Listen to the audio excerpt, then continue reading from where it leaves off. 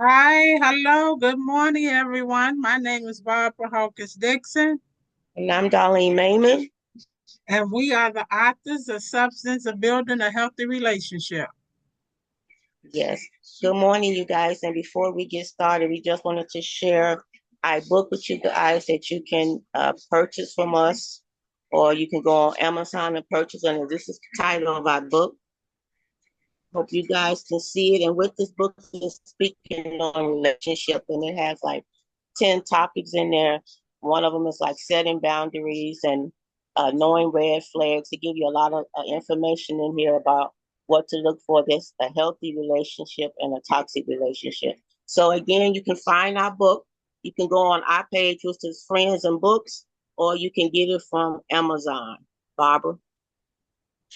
Yes, and we also have other individual books as well. Mine's children's books are Mom and Daddy, I Want to Help, and Girls Are Made with Sugar and Spice and Everything Nice. And Darlene, And mine is Busy, Busy Tatiana. Tatiana Goes to the Zoo and Adventurous Four. And oh, all of our books can be purchased on Amazon. and on our website, friendsandbooks.com. Yeah, so we just want to talk a little bit about being authors and how we enjoy it and knowing that, our books will continue to be here even when we're not here anymore. And Yeah. so that's exciting just to know that, from generation to generation, they'll still be around. And so Yes. it was so much fun writing books, and we both are determined to write many more. We will be doing a second part to Substance of Building a Healthy Relationship, along with doing a workbook, and we have other plans for it. And so Yeah. we working on putting these things into action. Yeah. So Barbara, we was gonna talk about like what age do you remember starting when you started writing books? Well, I would say I started off with poems first.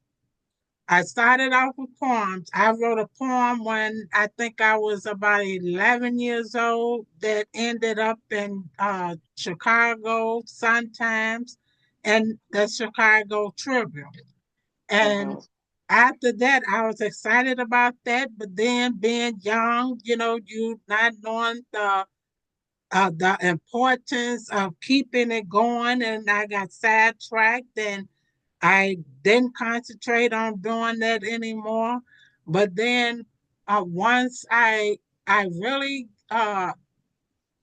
got the urge to want to do it again, is so many years have had passed, and I thought about doing it. And when I was in college, I wrote a book. It was a children's book that I had written. And as as the instructor was the child development class. And so as the instructor was telling us she wanted us to write this book and everything, as she was talking, I was writing, I'm not missing a beat. I'm hearing her, but at the same time, I'm actually writing the book in the class. And so when the class was over, one of the classmates told the instructor, said, Barbara have finished her book already. And she like, wait a minute, she finished her book. And she said, well, after class, let me see what you did.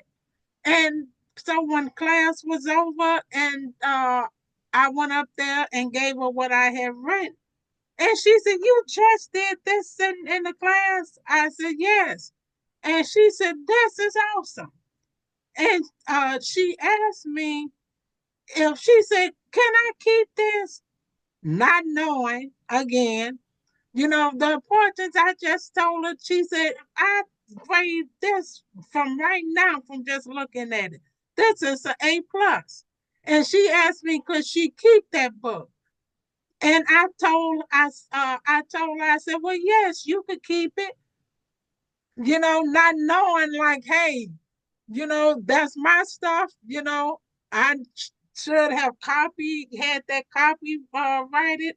But I wasn't thinking a long time, and plus my mind was so many different places at that time, uh so it slipped past me. But again, I bounced back from it, and I came back late in life, and I decided to write them, and I'm very happy and pleased with the outcome. Mhm. Yeah, I and I know you start writing at an early age. Yeah, I started at 16. You know how you just put books together. You actually just be writing things. I used to just write little stories in the little binders and then just take them and throw them in the box and think of some more and throw them in the box. And I just kept them all. And then what made me really start it, Tatiana, Busy Busy Tatiana is my granddaughter. That's who the book is named after. She was like um, 2 or 3 at the time. And um, so Busy Busy Tatiana book is a true story because this is what Tatiana did in real life. And I just wrote about it, but I turned it into a book. She was being babysitted by her grandfather, and he went to sleep, and it was baby powder on the dresser. And Tatiana ain't but 3 years old, so her granddaddy sleep. She wanted to get busy because we used to call her Busy Busy Tatiana because she always in the stuff. You can't turn your head from her because she be in everything. Well, he went to sleep, and she went on the bedroom in the bedroom on the dresser, and it was a big bottle of baby powder, the Johnson and Johnson baby powder. She took the whole she took the whole thing of the Johnson and Johnson baby powder, went through the whole entire house. 2 bottles. She had 2 bottles. She went through the whole entire house and sprinkled baby powder all over the furniture, all on the floor. And good thing the floors was wooden floors, so it was easy to mop up, right? Right. And then after she got through with everything, I guess she seen her granddaddy sitting in there on the chair, knocked out. She put the baby pot all over his face and everything. He ain't feel nothing. And when she got through, she just got her little stuff back on the couch and continued to watch TV like she didn't do nothing. But the house was full of baby powder. So he woke up and realized she didn't put baby powder. He looked around and everything was right, and he sneezing and wiped his face and powder all over him. And he asked her, what was she doing? Why she do that?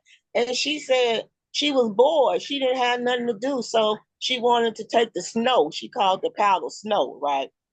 And she wanted to play in the snow. So she put the snow all over the house. Well, that's what that book came from. And I didn't start. Tatiana was 3 at the time when I wrote that book. I didn't bring that book back to life and reread it for Amazon until Tatiana, what, 20, 21? She was 19 when I wrote that book.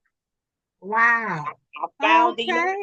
you know how you And- go through your stuff. You go through your boxes. I'm cleaning up stuff and I'm spreading stuff all over the floor. And I found all these little books that I had written, and I found the one with Tatiana, Busy Busy Tatiana. So I took it and just added some more, made it better and put some more stuff to it and had pictures added to it. And that's when it came out. Now I wrote it when she was 3. I didn't publish it until she was 19. oh wow. That's Yeah, 16 whole years. yeah. That's And when I it's put it together. it's a And then very good book, and enjoyable and funny, and the yeah. pages are beautiful and colorful, and yeah, it's a very interesting book. It is. And then I got to the next one because she was real, Tatiana and her granddaddy was real close with each other. So that's why he's all, every book the 2 books that I've written, her granddaddy is somewhere in there. So the second one was Tatiana Go to the Zoo because that's where he used to like to take the kids to the zoo. So that was the second one I did. And then I did Adventure Was 4. Adventure Was 4 is about 4 kids who go on a journey, like in a time machine, and they travel to go meet famous inventors. And I wanted to do a collection of these because this is stuff that's good for our kids' history. This is things that these books are based on famous Black history that they don't teach our children about in school. So I wanted to put these books together so they can have a history of, the things that we use in today, like the refrigerators and stuff like that. They don't realize that these inventions came from Black people, but they don't tell our kids that. So it's up to us to teach them these things. So that's why I came up with these books for Adventurers for, because I wanted to make a collection of different famous artists, inventors. And that's really nice. And our children do need to know more about Yeah, our the ancestors, different yeah, things that they have done for the yeah, world that have is not made public. yeah. But Because I I never forget my. also hmm I, I never. al- I'm sorry. Go on, Barbara. Go on. I also wanted to mention about my book as well. With Mom and Daddy, I want to help because hmm so many, families, when another child is being born and the first child is used to getting all the attention, it could cause jealousy among the siblings. And that's something that you don't want to happen in your family. You have to let the oldest child engage with the things that's being done with the younger the child to have them to be able to help and feel happy about it and not sad that they have a sibling, because it's such a happy thing when you have siblings, and you as a parent you don't want to see the separation, because now this child feel like this child is getting the attention when they was used to this one. But if you let them engage with the planning and different things that gives them something to be joyful about.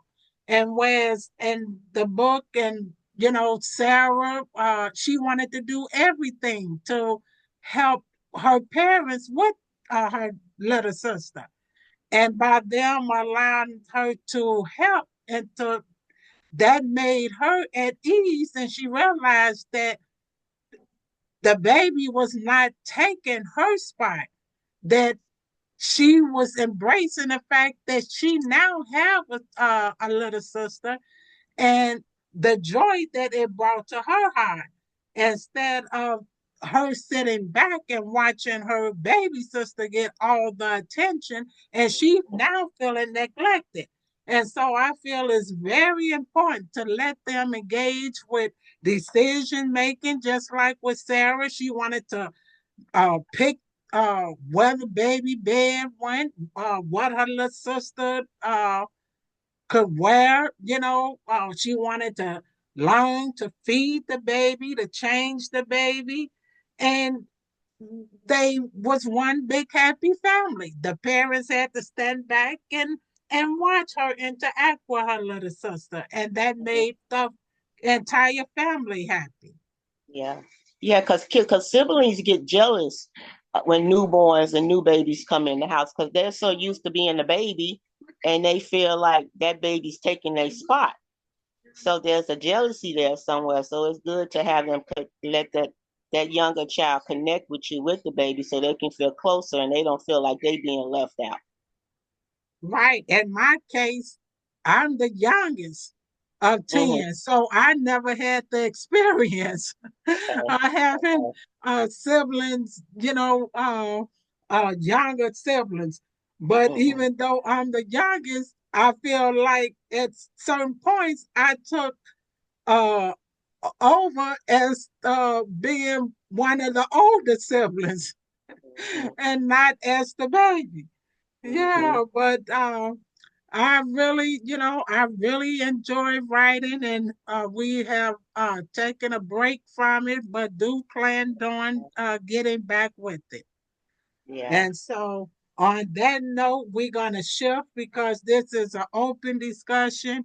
We're gonna shift to uh, let's talk about what do you consider as being a good friendship? A good friendship? Well, I say, well, me and you can be a good example of friendship. We've been knowing each other for a while. What, 17, 18 years now, almost? Yes. Yeah, I consider us as being a good friendship. One thing I like about with me and you being friends is that we can talk to each other and understand each other, and we might not agree on things, but we don't take that against each other. I accept what you say, you accept what I say. Like some people don't want you to tell them anything or don't want you to step in and say anything, but a good friend should be able to tell you what you need to hear without you getting upset about it.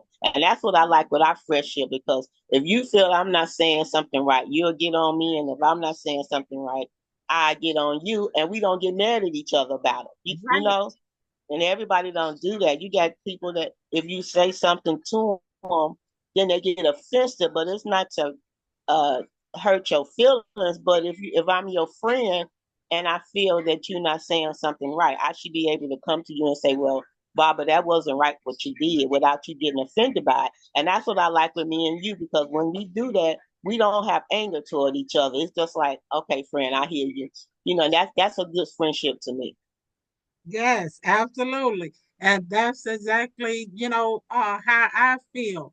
Uh, we all have our obstacles. And another thing that I really like as far as friendships is we don't cross our boundaries. Right.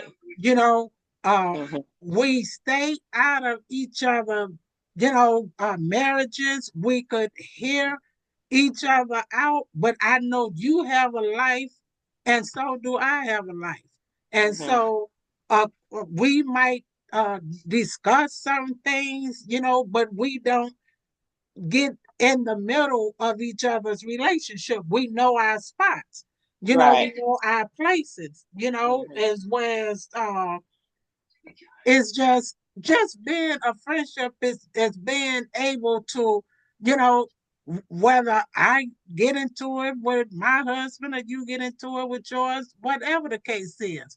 We have no ill feelings about that because of the fact that's your marriage and this Mm-hmm. is my marriage. So I would not tell you what to do in your marriage, and you don't tell me what to do in mine. And Right. so you my friend, so I'm gonna respect whatever decision you make. And Mm-hmm. you does the same for me. And so I like that because some people's, especially a friend that don't have anything going on they self, that and don't is not in a marriage or in a relationship. They would try to mislead you so you could be free to do what, to have more time with them. And so you can, when you have friends like that, to me, that's not true friendship. Right. Yeah. Yeah, Yeah, that's you don't want those kind of people around you, because like they always say, what misery love company. So if they relationship ain't going good or whatever, of course they're gonna try to jump in and have you to do the same thing they doing, because they all messed up and they want you messed up too. So you got to watch that. right.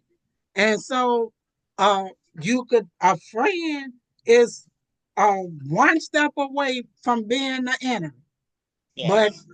so you have to be careful about who you call friend. And what, everybody, they live and they learn. And Yeah. yeah. And so That, yeah, so we lost a couple of minutes due to technical difficulties. But what is the next thing? We don't want to spend too much time on one topic because we only have a few minutes left. And so, what other topic would you like to talk about? girl, let's talk about retirement. I'm ready to retire. Okay. I'm ready to retire. I want to hear the system tell me you got to wait till you um what they say, 66 now? 67. 67. 67. And I'll be 64 in April. I refuse. I refuse to go to 67. I just refuse to do it. I remember when I was in my 30s, Barbara, and they used to say, remember they say, okay, when you're in your 30s, 50. Remember 50 used to be the age to retire, remember? Yes, and And, look what happened. They added then 17 look, more so girl, years. look, I was getting all excited. I thought, okay. I'm getting toward 50. I can retire soon. Then I'm like 48, 47, 48. Then they throw up there, okay, now you got to be 63, right? And so now you look at it again. Now they saying 67. I ain't doing it. I'm like this. If you're able, I mean, I understand some people can't, retire due to finance or whatever, or the income that they got coming in. Because your income ain't gonna never be like coming in like you working every day. Right, When you retire, you're gonna be on one base pay and that's it for the whole month. So a lot of times that's why people don't retire. I understand that they go back part-time because they don't have enough finances coming in to do the things that they want to do because you always have to pay a bill whether you retire or not. You know that. right, But because the same bills recycle every month. yeah, the same bill's gonna come around. So I just feel that if you able, to retire, you should do it. And like some people, I didn't see workers that I work with now that's still there. And, they like in they 70, 71. And I'd be like, why are you still working? And some people just want to work. They feel comfortable working. One person told me they don't want to retire now because they're so used to being busy that if they feel that if they stop and retire, they're gonna pass away. And I didn't have coworkers that had passed away after 3 or 4 months of retirement. So I mean, I understand a lot what people be saying. And Some people just want to stay busy. and I have also known peoples that uh have passed before retirement. They got a chance to retire, and Yeah, some that once they retired, yeah, they lived a very short period of time. And right. so, yeah, so you have to with each person, have a different situation going on. So Yeah. I feel that uh can retire, if you Mm-hmm. can retire, then and try to live the rest of your life doing the things that you want to do and like to do, I think that's important. Because if you Mm-hmm. work all of your life and not get a chance to Enjoy enjoy anything. the benefits Yeah, of what you have done all of your life, and then it's in vain. yeah. So yeah, so if you could get out while you healthy, that's the best thing to do, because as we get older, our body changes and we Mm-hmm. not able to do the things that we was once able to do. So you can get the complete enjoyment out of uh, That's true. as when you That was is true. younger. So Right. my advice is to get out while you healthy, so you could do Yeah. Yeah. some of the Like you things still you can move want. around and do the things that you want to do. Yes, You want to yes, retire and all broke down and can't do nothing. You don't right. want nobody wants to be that way. Too, Darlene. Okay. Yeah. So I hope you guys enjoyed our open discussion today. We're gonna come back with some more stuff next week. And we're glad that you came on here with us today. And we'll have another topic for you next week, Barbara. Yes, and again, like Darlene said, I hope you all enjoyed. And until the next time, as we come up with a different topic, we'll see you next time. Take care, and everybody have a nice day. Bye. Bye.